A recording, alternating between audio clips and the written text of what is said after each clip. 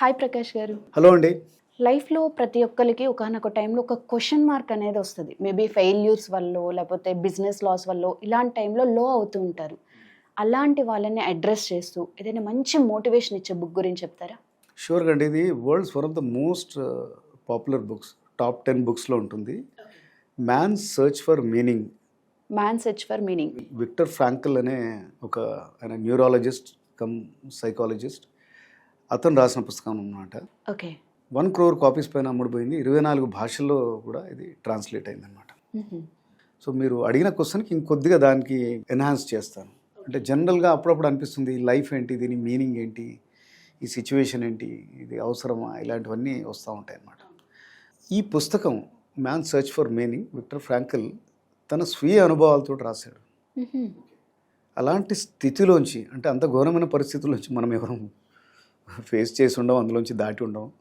మనం చిన్న చిన్న వాటికి బెంబేలు ఎత్తిపోతుంటాం. ఆయన వరల్డ్ వార్ 2లో నాజీ కాన్సంట్రేషన్ క్యాంప్లో ఉన్నాడనమాట. Nazi concentration camp. Okay. German concentration క్యాంప్లో. సో వాళ్ళు ఏం చేశారు, ఆ టైంలో అందరు జ్యూస్ని ఎక్కడున్నా పట్టుకొని కాన్సంట్రేషన్ క్యాంప్స్లో పెట్టేవాడు. అంటే పెద్ద పెద్ద జైళ్ళు అనమాట. వాళ్ళని హింసించేవాళ్ళు, ఎప్పుడు పడితే అప్పుడు చంపేవాడు చాలా క్రూరంగా. దానికి మీద కథలుగా ఉంటాయి. ఇతను కూడా జ్యూ కాబట్టి ఆయనను కూడా అందులో వేశారనమాట. ఎంత క్రూరత్వం అంటే జస్ట్ 1 సెకండ్లో బహుశా కాన్సంట్రేషన్ క్యాంప్లో ఒక 2000 మంది ప్రిజనర్స్ ఉన్నారనుకోండి. 20 మందిని ఒకరోజు ఒక వ్యాన్లో ఎక్కిస్తారు. ఓకే. వాళ్ళని ఎక్కడో బయటికి తీసుకెళ్ళి గొయ్యలు తవ్వమంటారు వీళ్ళందరినీ.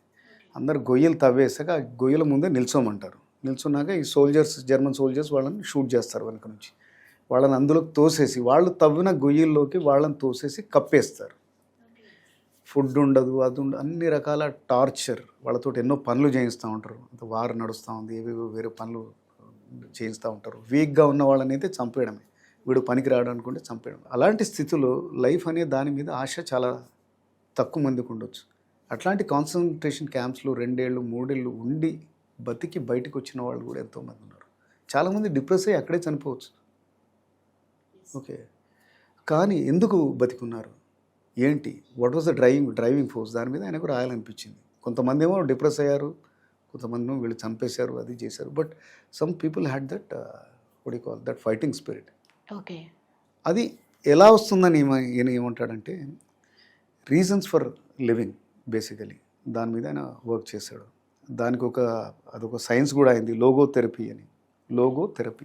లోగో అంటే రీజన్ ఆర్ మీనింగ్, థెరపీ అంటే ట్రీట్మెంట్, మీనింగ్ తోటి ట్రీట్ చేయడం అనమాట.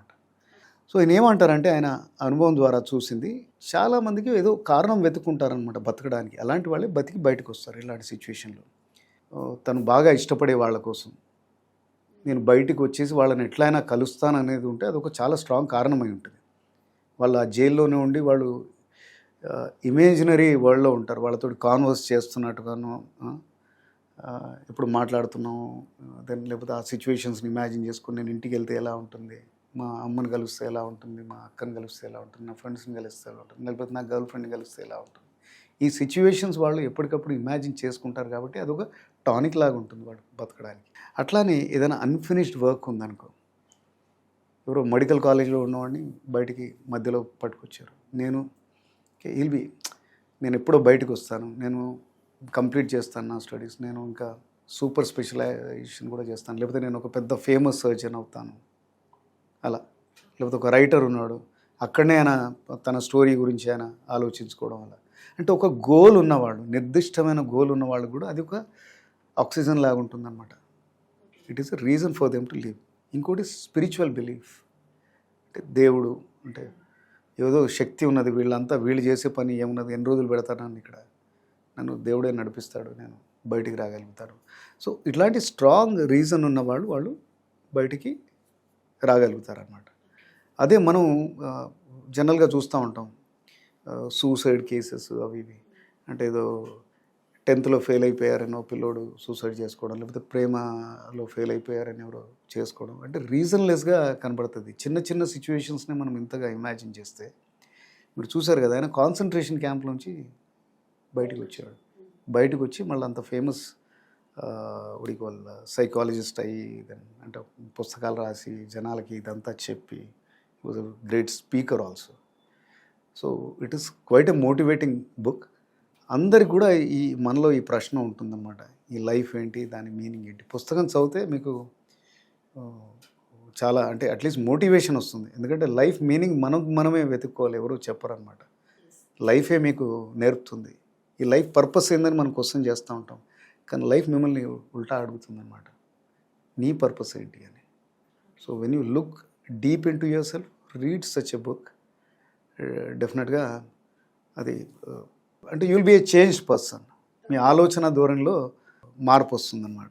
ఎవరెవరైతే ఒక క్రాస్ రోడ్స్లో ఉన్నారో, డిఫికల్టీస్లో ఉన్నారు, ఒకనొక బ్లాంక్ లాంటి ఫేజ్ కూడా వస్తుంది లైఫ్లో. అవును. ఫెయిల్యూర్కి సక్సెస్ మీద మధ్యలో వచ్చేది, లేకపోతే ఏదైనా అనుకున్న పని జరగనప్పుడు వ్యాక్యూమ్ లాగా వస్తుంది. అండ్ జనరల్గా కూడా మన కుతూహలం ఉండాలి కదా, ఏంటి ప్రపంచం ఏంటి, మిగతా వాళ్ళు ఎలా ఉన్నారు, వాళ్ళందరికీ కూడా ఈ బుక్ చాలా ఇంపార్టెంట్.